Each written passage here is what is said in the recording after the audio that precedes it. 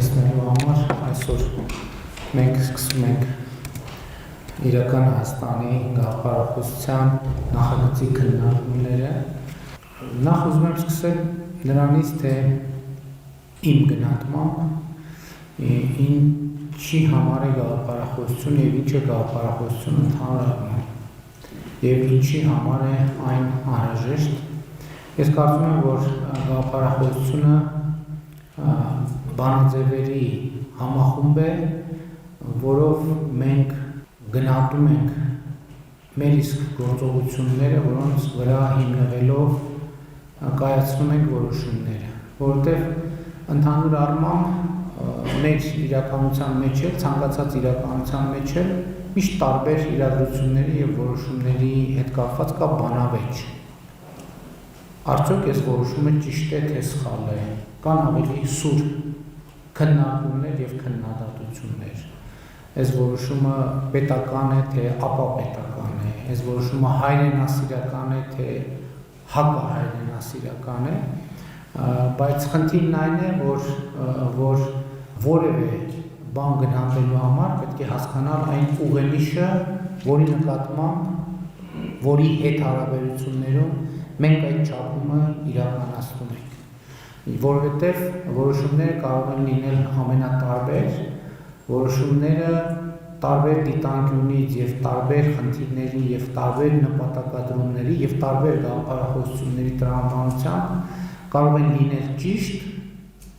նույն որոշումը կարող է լինել ճիշտ եւ նույն որոշումը կարող է լինել սխալ։ Նայած թե ինչի հետ ենք մենք համեմատության մեջ դնում եւ այս առումով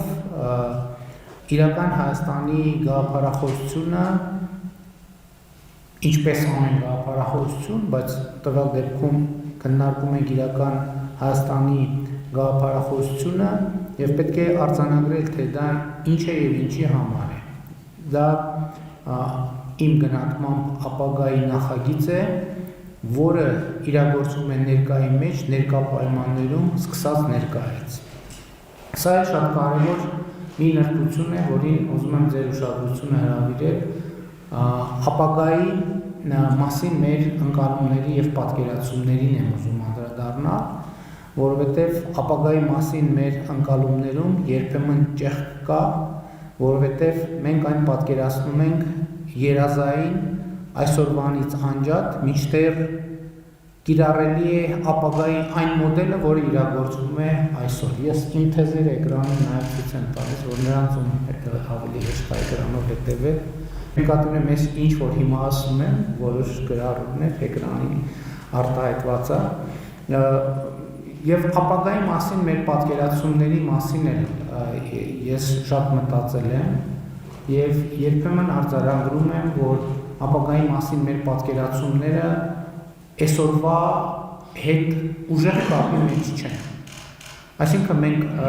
դա գիտեք ինչ հոգեբանական իրավիճակի է նման, երբ որ մենք ինչ որ մի ապագա պատկերացնում ենք, ինչ որ մի ապագա ուզում ենք եւ ինչ որ մի ապագայի վերաբերյալ պետք է անենք գործողություններ, բայց մենք էլ ենթագիտակցորեն սկսում ենք մտածել, որ այդ հենց ապագայի մասին է, այսօր ուրիշ գործեր կան, այսօր այդ ուրիշ գործերը կանենք, այն ապագայի գործերը վաղը կանենք, բայց վաղը էլի գալիս է այսօրը երբեմն, որ մենք ասում ենք լավ, այսօրվա գործերն էլ անենք, այն կանենք, որովհետև ապագային դեռ ժամանակ կա։ Իրականում խնդիրն է նա, որ կամ համենայն դեպս իմ ընկալումը կամ իմ նոր ընկալումն է նա, որ ապագայի համար ժամանակ չկա, որովհետև ապագան այսօր է, եթե այսօր դու ասում ես ապագայի համար թողենք հետո կաշխատենք, այդ նշանակում է այդ ապագան կորսված է։ Այն որևէ բան, սերմը կարող է, եթե սերմը այսօր գցենք, այդ նշանակում է վաղը, որը էլի այսօր է, արդեն պետք է ծիլ տված լինի մենք, այսինքն այսօրվա գործը չի կարող կտրված լինի այդ սերմը խնամելու հետ, այդ սերմի շուրջ աշխատանքն է ապագա։ Մենք չենք կարող ուրիշ բանով զբաղվել, մտածելով, որ դեռ ապագայով զբաղվելու ժամանակը չի եկել, եւ այս առումով ես շատ կարևորում եմ ապագայի մեր մոդելը։ Ընդ որում ես ուզում եմ հետեւյալը ասեմ, որ այն ինչ որ ես հիմա ասում եմ, այն ինչի մեջ մեր իրականության վերաբերյալ քննադատական երանգ կլինի, դա ինքս իմ մասին է, որովհետև ինչ որ առումով այս ամեն ինչը մտքի ընկալման փոփոխություն է, որը ես վարչապետի պաշտոնում ապրել եմ եւ ապրում եմ, եւ այս խոսակցությունը նաեւ դա կիսելն է, որովհետև ես համոզված եմ, որ բազմաթիվ քաղաքացիներ այս նույն բանը, այս նույն ընկալումները զուգահեռ մենք իրար հետ զուգահեռ ապրել ենք, որովհետև ես չեմ ուզում թաքցնել, մենք նաեւ քաղաքական թիմում երբ որ քննարկում ենք, ես ասում եմ եկեք գնահատենք, թե այս ամեն ինչի արդյունքում, այս ամեն ինչից հետո, այս ամեն ինչի պայմաններում մենք ինչ ենք շարունակում Հայաստանի Հանրապետությունում մնալ իշխանություն, ինչ ենք մենք շարունակել մնալ կառավարող ուժ, չնայած բոլոր պայմանները թվում է թե կային, որ այդպես չլիներ, մասնավորապես 2020 թվականի նոյեմբերի 9-ից հետո հետագա իրադարձություններում եւ այլն, եւ ես մենակ ունեմ մի բացատրություն դրա համար, որովհետև այլ բացատրություն ես չեմ կարող գտնել, որ այն փոփոխությունը, որ մեր մտքում տեղի է ունենում, այն ինչ որ մենք մտածում ենք, Հայաստանի հազարավոր քաղաքացիներ, անկախ նրանից իրանք դրա մասին բարձրաձայնում են թե չեն բարձրաձայնում, իրանք էլ են զուգահեռ այս փոփոխությունը տեղի ունենում, որովհետև զուգահեռ փոփոխություն տեղի չունենար,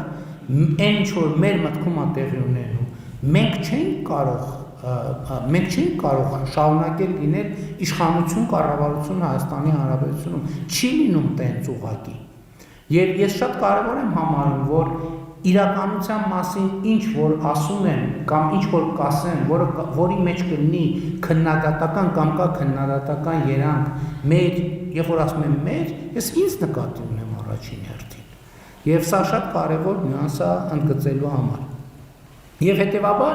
իմ ընկալումն է նա, որ ապագան օրգանական կապով պետք է կապված լինի այսօրվա հետ, որ այսօրվա ջանքը ուղղված լինի ապագային, որ այսօրվա մեջ ապագան հիմք ու հենարան ունենա, որովհետև այսօրը ամենակարևորը ապագայի հենարանը է այսօրը, որովհետև երբ որ ապագան այսօրվանից կտրված է, ինքը չունի հենարան, հասկանում եք, մենք որևէ ով մարդը, երևույթը, երբ որ ինքը չունի հենարան, ինքը անընդհատ տեսություն է, ինքը երբեք էլ չի գալիս, երբեք գոյություն չի ունենում։ Հետևաբար իրական Հայաստանի գաղափարախոսությունը ապագան այսօր կառուցելու մասին է։ Այսինքն ապագան եւ այսօրը պետք է ձևավորվեն միաժամանակ, միմյանց համահունչ եւ իրար հետ։ Այսօրը եւ ապագան չպետք է նաեւ կորցնեն կապը անցյալի հետ։ Այս էլ է շատ կարևոր նրբություն։ Եվ այսօրվա ապագայի հիմքում պետք է դրվի անցյալի հետազոտությունը։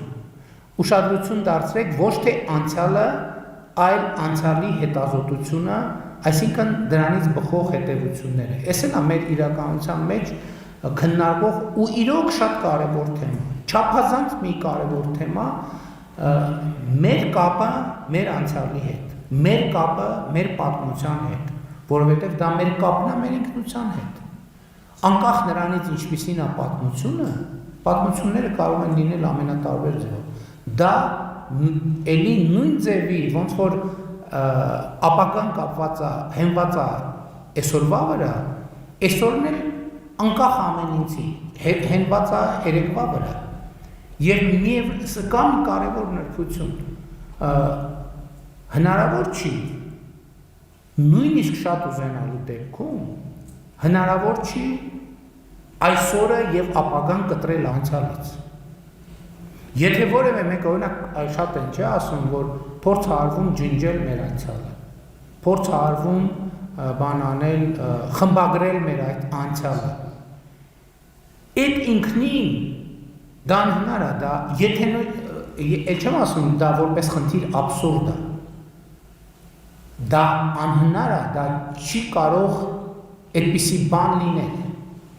դա մոտավորապես նույնն է, որ ասես մարմինդ երկատես, ասես հիմա ես որոշել եմ այլ կերպ ապրեմ եւ առանց իմ մարմնի մի մասի, դա մահացու է, բայց այստեղ ինչի մեջ է խնդիրը։ Ինչի մեջ է խնդիրը։ Խնդիրն է նա, որ անցյալի ընկալումը պետք է լինի հետազոտության վրա։ Այսինքն անցյալը այսօրը եւ ապագան էլ պետք է անընդհատ լինի հետազոտության մեջ, առավել եւս անցյալը, որի փաստերը հայտնի են եւ հասանելի են։ ապագայի փաստերը հայտնի եւ հասանելի չեն, դրա համար ապագան մենք չենք կարող հետազոտել խորությամբ, բայց անցյալը մենք կարող ենք հետազոտել խորությամբ եւ հետեւաբար այս նյուանսը նույնպես շատ կարեւոր է։ Իրական Հայաստանի գաղափարախոսությունը ըստ այդմ հենց սրա արտահայտությունն է։ Պատմությունից արված հետևությունների, այսօրվա կարիքների, ապագայի տեսլականի համադրություն։ Եվ ես փորձեցի նախաբանով ցույց տալ, թե ինչու ենք մենք ընդհանրապես խոսում սրա մասին, ինչու ենք գաղափարախոսության մասին խոսում, նաև հենց այդ կապը ցույց տալու եւ նաև կարեւոր է, որ մեր գործողություններին գնահատելու տեսակետից եւ անհրաժեշտությունից վերցնելով։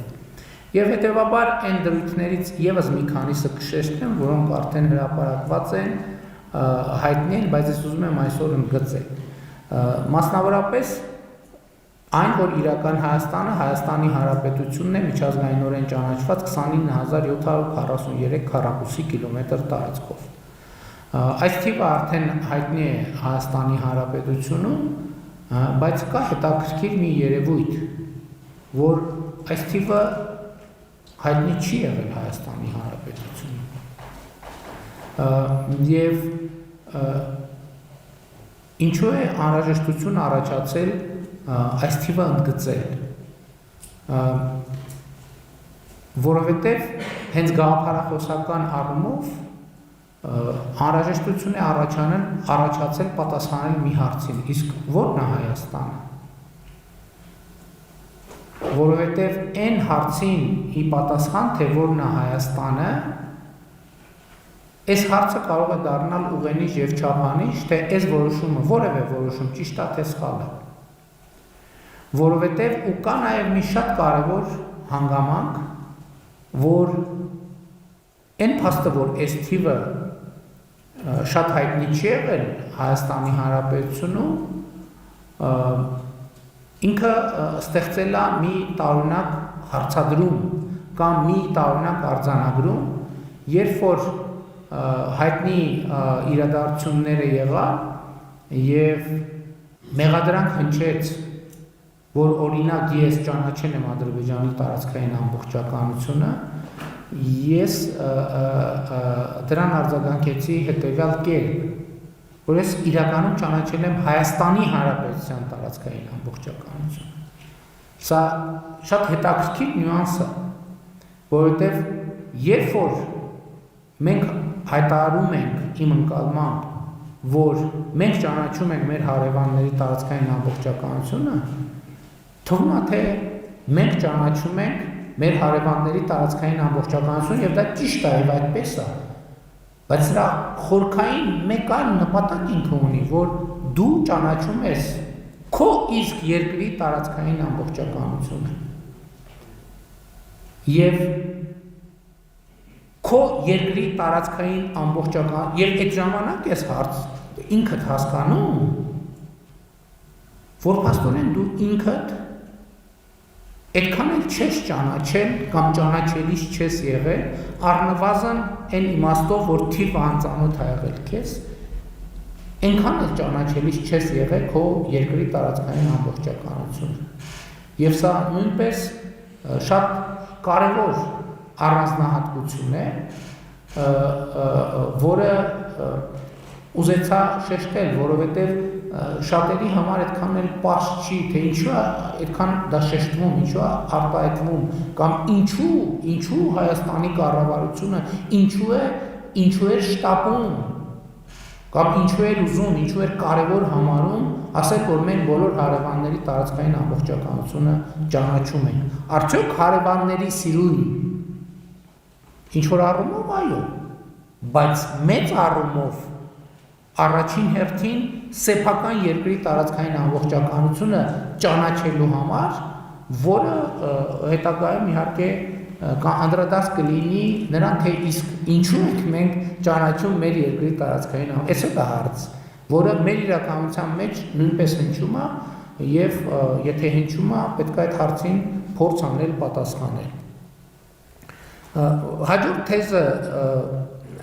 որը էլի շատ է քննարկվել, հայրենիք եւ պետություն հասկացությունների հարաբերությունն է, բայց ես ենթավերնագրի ներքո ուզում եմ անդրադառնալ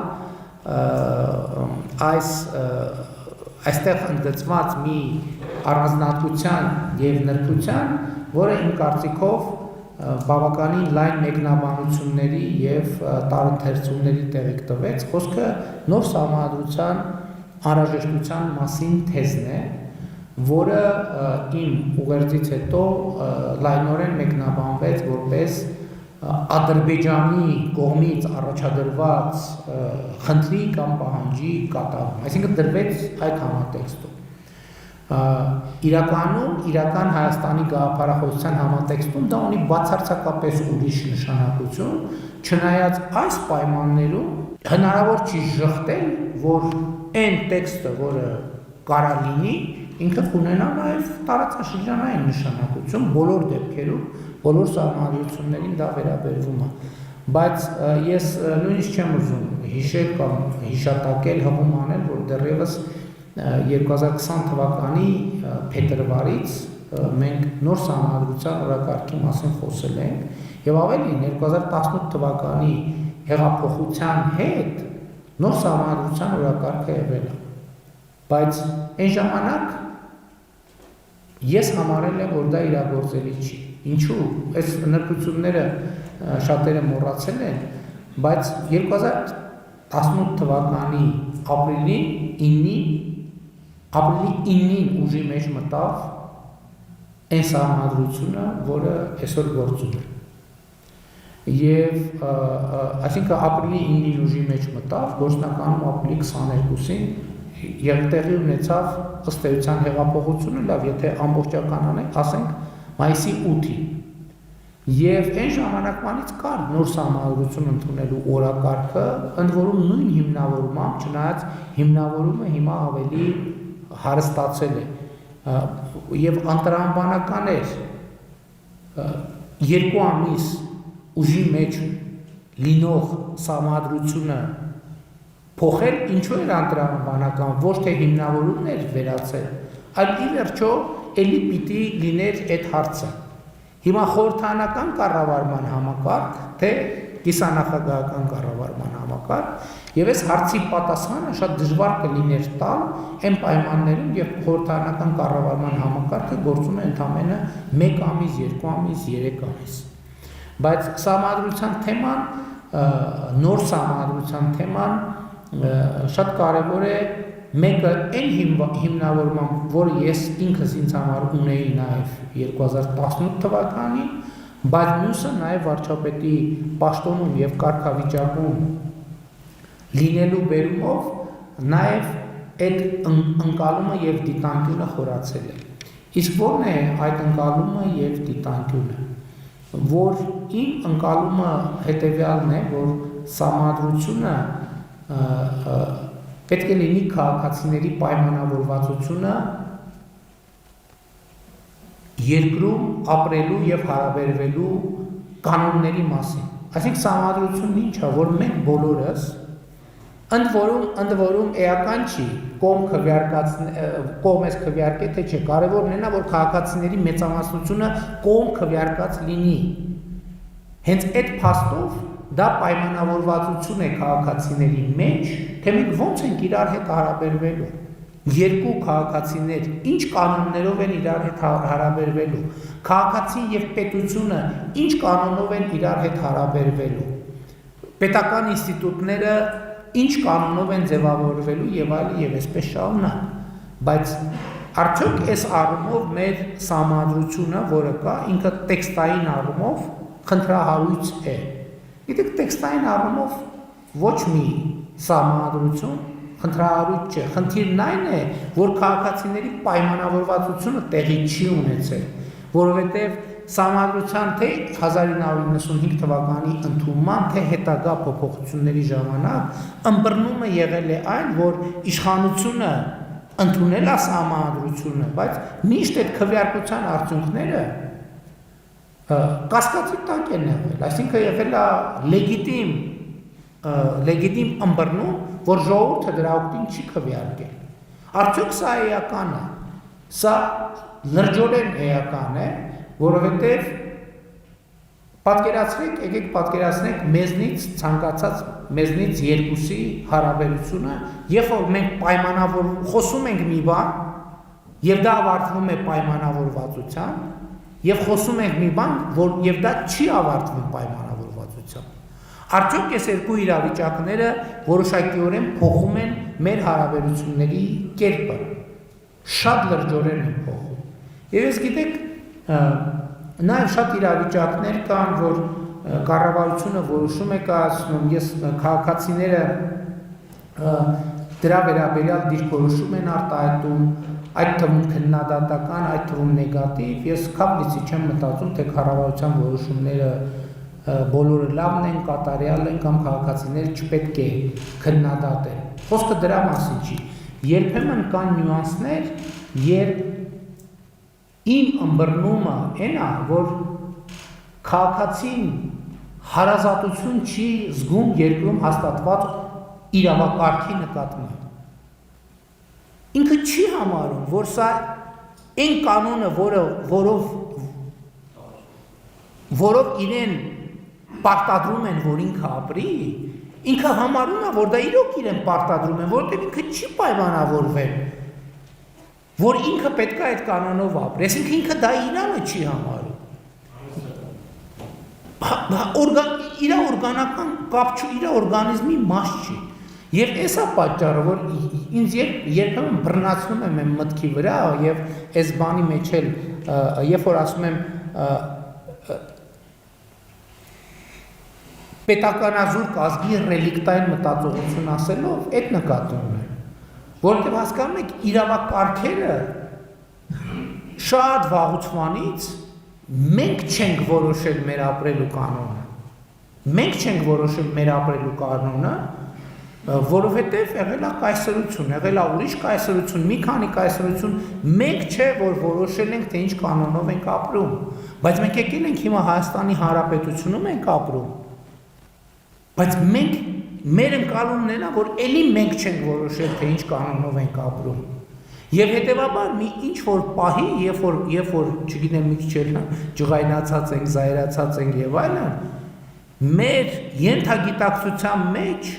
իրավակարգի ընկալումը նույնն է, որ սա ինչ որ մարդկանց ուրիշների կողմից մեզ պարտադրված իրավակարգ է։ Ընդ որում էլի եմ ասում, կարող են նույնը լինել օրենքներն էլ, կանոններն էլ, տուգանքներն էլ, հարցը դրա մասին չի։ Հարցը նրա մասին է, թե մարդը, քաղաքացին դա իր սեփականը համարում է, թե իր սեփականը չի համարում։ Ինքը համարում է դա իր օրգանիզմի, հանրային օրգանիզմի մաս, թե չի համարում։ Եվ հետևաբար ես անհրաժեշտ եմ համարում, որ քաղաքացին որևէ պայմանավորվածություն ձեռք բերի եւ դա ապրելու են կանոնը, որը կա, խոսքը իրավակարգի մասին է, օրենքների ծագումնաբանության եւ այլ համարի, որ ինքն է, որ որոշել է այն շրջանակը, որում այդ ամեն ինչը տեղի է ունենում։ Եվ Իվարկյան էլ դա Իտալիա, իսկ ինչն էր խանգարում 18 թվականին երկու սահմանադրության օրինակ բերել Հանրապետություն 15 հանրապետական ու պարլամենտական ու նախագահական տարբերակներով թող ժողովուրդը ընտրել, ինչն էր խանգարում այն ժամանակ։ Շատ բարձր արշավը կլիներ, բոլորը էսրա կողմնակիցները կգնային, ոնց որ նախորդ տարիներ էր շրջաններում Երևանում քարոզարշավ կանեն, նրա կողմնակիցները կանեն, ժողովուրդը կընտրել։ Շատ բարձր բան էր պակասում, ասիկ խանգարում, ասիկ ինչն է խանգարում, չէ՞։ Խանգարում է փաստարկների բացակայությունը, պրակտիկ փաստարկների բացակայությունը, որովհետև այնուամենայնիվ առաջնորդող ուժը, երբ որ հարց է դնում, չի կարող ասել, առաջնորդող ուժը չի կարող ասել, գիտեք ինչ ժողովուրդ, դե մի հատ սենց կա, մի հատ սենց կա։ Դե դուք նայեք որն եք ուզում, ինքը պետք է դիրքորոշում արտահայտի։ Շատ դժվար է պատասխանել հարցին, որի պատասխանը դեռ գոյություն չունի, որտեղ ինքը տեսական է,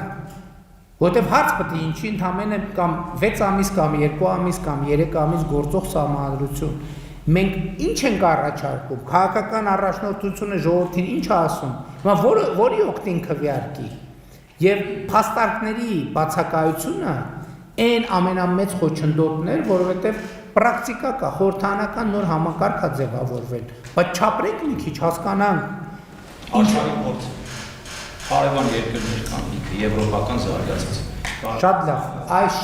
շատ դիպուկ բան ասցիք իրականում, որովհետև տեսեք, այդ նույն ժամանակաշրջանում մեր հարևան երկրներում երկու հակառակ պրոցեսներ տեղի ունեցան։ Թուրքիան խորհրդանական կառավարման նույն ժամանակաշրջանում Թուրքիան խորհրդանական կառավարման ձևից անցում կատարեց նախագահական կառավարման ձևի, Վրաստանը նախագահական կառավարման ձևից անցում կատարեց խորհրդարանական ձևի։ Այդտեղ էլ է հարցը ինչ որ մեկը մեր հարևաններից սխալ արեց, մյուսը ճիշտ, ոչ, այստեղ էլ գաղափարախոսական հարց կա։ Եվ այն ժամանակ այդ գաղափարախոսությունն էլ պարզ չէր, եւ նաեւ ես ուզում եմ ասել, որ տեսեք 44 օրյա պատերազմից անմիջապես հետո էլի այդ բանը բարձացավ եւ ճիշտն ասած այդ ինչ շատ ծանրակշիռ թվաց։ Այդ ետպատերազմյան շրջանում, որ ասում են, կիսանախագահական կառավարման համակարգը փոխելը սխալ էր եւ այլն եւ այլն եւ այլն։ Եվ այն սկզբնական շրջանում, անկեղծ ասած, ես էլ այդ փաստարկները ինձ սկսել էին համոզել։ Բայց ավելի ուշ, երբ որ արդեն Գառնանը եւ Ամռանը, երբ որ ես հետահայաց նայեցի, հասկացա, որ եթե մենք կառավարման կիսանախագահական համակարգ ունենայինք, առնվազն ժողովրդավարական ճանապարհով այդ իրավիճակը հաղթահարել կամ հնարավոր չէր լինի, կամ շատ դժվար կլիներ։